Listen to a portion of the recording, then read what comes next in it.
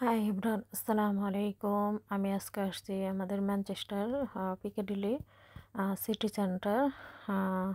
এই জন্য ভাবলাম একটু রেকর্ড করে আপনাদের সাথেও শেয়ার করব। এই জন্য আমি বাস থেকে এখন নেমে তারপরে এখন সিটি সেন্টারের ওইদিকে যাচ্ছি।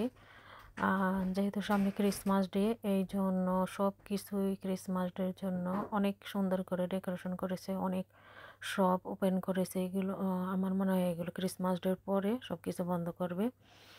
আহ, আমি অনেক কয়েক বছর পরে আসলাম ক্রিসমাস ডে টাইমে। এমনিতে আমার এখানে আসা কম হয়, যেহেতু আমাদের গাড়ি আছে। এই জন্য আমরা এইখানে আসি না, টাফোর সেন্টারে চলে যাই। যাই হোক, এইখানে অনেক টাইপের সব হয়েছে ক্রিসমাস ডে উপলক্ষে। এটা আর এখন তো মাত্র 12 তারিখ আজকে নভেম্বরের। এটা আর অনেক দিন থাকবে, ডিসেম্বর শেষ হওয়ার পরে এই সবগুলো বন্ধ করে ফেলবে।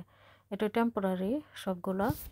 উম, যেহেতু বৃষ্টি হচ্ছিল, মানুষও ছিল, কিন্তু অতটা কেনাবেচা হচ্ছে না।